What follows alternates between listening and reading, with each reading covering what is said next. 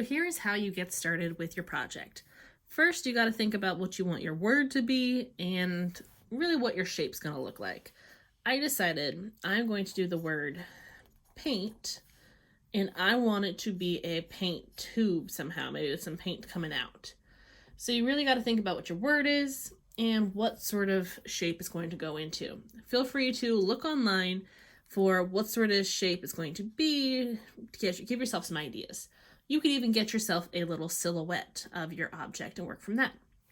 First thing you want to do is draw out your shape. So I'm going to do a really big paint tube. I think it's going to end about there. Maybe I'll make it rounded.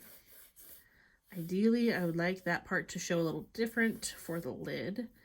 And then I'd love to have some kind of paint coming out of it. So I sketch this out lightly first. Then I want to go in and figure out how can I fit my word into this shape. Ideally, you want your letters to fill up as much space as possible. The bigger they are, the less gaps there are between them, the better it's going to look. So I could start with my P, nice and big. So I'm trying to think, okay, I have 5 letters. I think I really want my T to fill up this whole section because I can make one side of it that, and the other side could really be the whole thing right in there. See how it gets kind of my T shape? Maybe. I'll come back to that. So I kind of like to split up my sizing of things first. Really think about how big your letter's going to be, how many letters you got to do. And then really the easiest thing is to just start. Start out light, sketch things in there. I'm going to put my A kind of inside that P to help fill that space a little nicer. I think maybe with the I could make a really big dot. And then maybe I could make my N go super big in there. So really it's all about just kind of trial and error. See how you could fit each letter in the space with the least amount of extra space as possible. Like maybe I make my dot for my I huge to fill that area. That could work. Maybe I'll make my P a little bit bigger there and still have my dot inside the P. And maybe I'll make this side of the T a little bit wobbly too to kind of match up with the paint. I don't think I want to go quite so large for my paint smear though. So once you think you got your spacing figured out, then all you got to do is get something dark to outline it, because you don't want to have all those extra spots. You only want there to be your individual letters. So I'll go through and take my time. I'll outline each letter.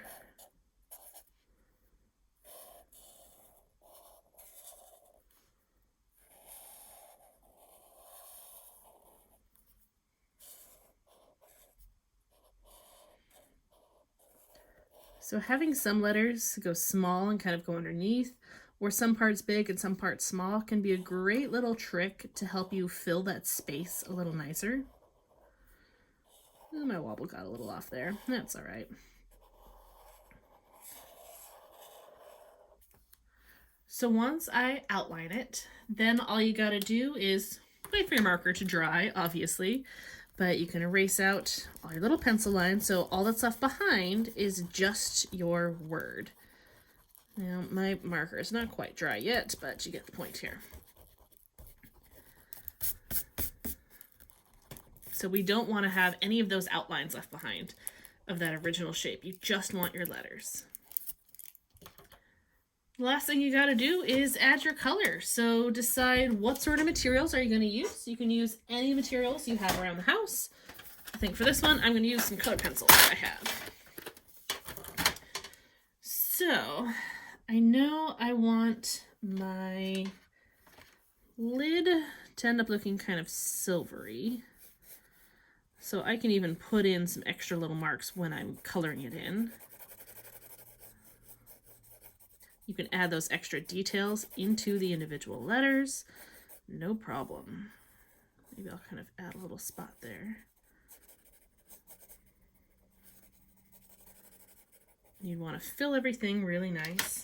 Let's see, what color paint do I want? How about some purpley paint? Why not? So I'll make this part coming out be my color for the actual paint. Now I'd want to really make it look like it is a paint container for actually that color. So maybe we're going to pretend that this whole area here, here, and here is all part of the label. Usually labels on paint containers are similar or really close to, if not the same color as the actual paint itself. So I'll just do a lighter version of those colors in these areas to help give that illusion of the label for the paint. And maybe I just want to go something darker on the edge over here. And it's that simple, guys. All you got to do is just color it in nice and neat until everything looks like the colors you want it to be.